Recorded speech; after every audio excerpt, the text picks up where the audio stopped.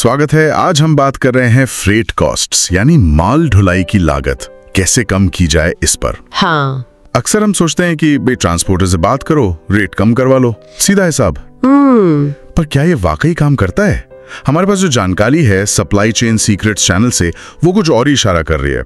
लगता है ये तरीका मतलब लॉन्ग टर्म में ज्यादातर फेल हो जाता है। ये बात बिल्कुल सही है। देखिए, ट्रांसपोर्टेशन का जो बिजनेस है ना, उसमें मार्जिन वैसे ही बहुत कम होते हैं। अच्छा।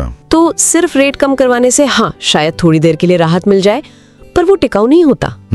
असली बचत वो तब आती है जब आप ये सोचते हैं कि आप ट्रांसपोर्ट कंपनी से करवा क्या रहे हैं, उस काम को, उस प्रोसेस को कैसे स्मार्ट बनाएं। ओके। और स्रोत ने इसके लिए कोई 7 मुख्य तरीके बताए हैं। 7 तरीके? ठीक है, तो चलिए एक एक करके समझते हैं। पहला आपने कहा वॉल्यूम का फायदा उठाना, वॉल्यूम लिवरेजिंग। हाँ। स्रोत में एक बड़ा दिलचस्प उदाहरण था कि कैसे एक ही कंपनी के अलग अलग डिवीजन या ब्रांच एक ही ट्रांसपोर्टर को यूज कर रहे हैं पर रेट अलग अलग दे रहे हैं। हाँ, ये बहुत कॉमन है। होता क्या है कि उनकी जो खरीदारी है वो बिखरी हुई होती है, सेंट्रलाइज नहीं होती। तो मतलब एक ही कंपनी, एक ही ट्रांसपोर्टर, फिर भी अलग रेट। ये तो अजीब है। अजीब भी है और महंगा भी। एडमिनिस्ट्रेटिव काम भी बढ़ता है और कॉस्ट के लिहाज से भी अच्छा नहीं। तो समाधान सीधा है, अपनी सारी जरूरत को क्लब करें और कुछ चुनिंदा ट्रांसपोर्टर्स के साथ फोकस करें, ताकि बेहतर बार्गेनिंग पावर मिले। बिल्कुल, बेहतर लेवरेज, बेहतर डिस्काउंट्स। लेकिन बात सिर्फ वॉल्यूम की नहीं है। दूसरा पॉइंट भी उतना ही जरूरी है, रिसोर्स और टास्क का सही मैच। रिसोर्स और टास्क मैच, इसका क्या मतलब हुआ? जैसे सोचिए क्या आप कोई छोटा हल्का सामान भेज रहे हैं और उसके लिए एक बहुत बड़ा ट्रक इस्तेमाल हो रहा है। अच्छा, हाँ। या फिर मान लीजिए भारी सामान है, उसे उतारने के लिए क्रेन या टेललिफ्ट वाली गाड़ी चाहिए, पर आप भेज रहे हैं एक नॉर्मल ट्रक। समझ गया, मतलब गलत औजार इस्तेमाल करना। हाँ, गलत गाड़ी, गलत इक्विपमेंट, मतलब बेवजह का खर्चा। स्रोत कहता है कि सिर्फ गाड़ी का साइज ही नहीं बल्कि अनलोडिंग फैसिलिटीज वगैरह पर भी ध्यान देना चाहिए। ये तो सोचने वाली बात है। सही काम के लिए सही टूल। अच्छा, इसी से जुड़ा हुआ तीसरा तरीका बताया गया है, रेट स्ट्रक्चर। हाँ, दर संरचना। जैसे पर टन रेट है या पर पैलेट रेट है।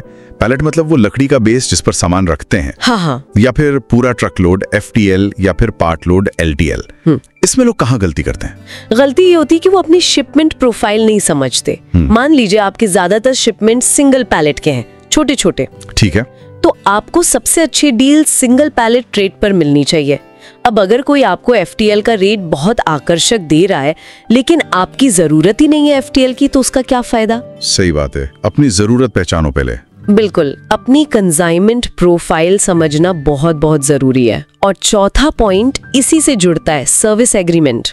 उसको ध्यान से पढ़िए। सर्विस एग्रीमेंट में क्या देखना चाहिए खास तौर पर? उसमें कई बार हिडन कॉस्ट्स होती हैं, छुपी हुई लागतें, जैसे फ्यूल सरचार्ज कितना है, वेटिंग चार्जेस क्या हैं। अच्छा, ये सब चीजें क्लियर होनी चाहिए।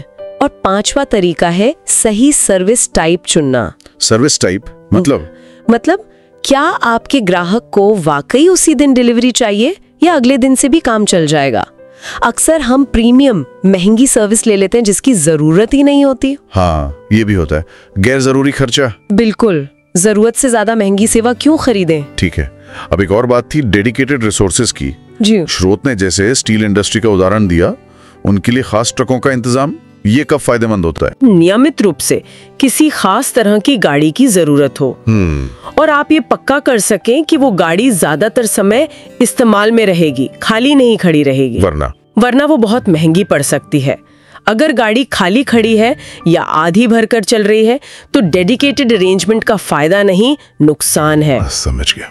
और आखिरी 7वां तरीका? 7वां और शायद सबसे अनदेखा किया जाने वाला तरीका है कैपेसिटी यूटिलाइजेशन, क्षमता का पूरा इस्तेमाल। मतलब गाड़ी पूरी भरकर जाए। हाँ, वजन के हिसाब से भी और जगह यानी वॉल्यूम के हिसाब से भी।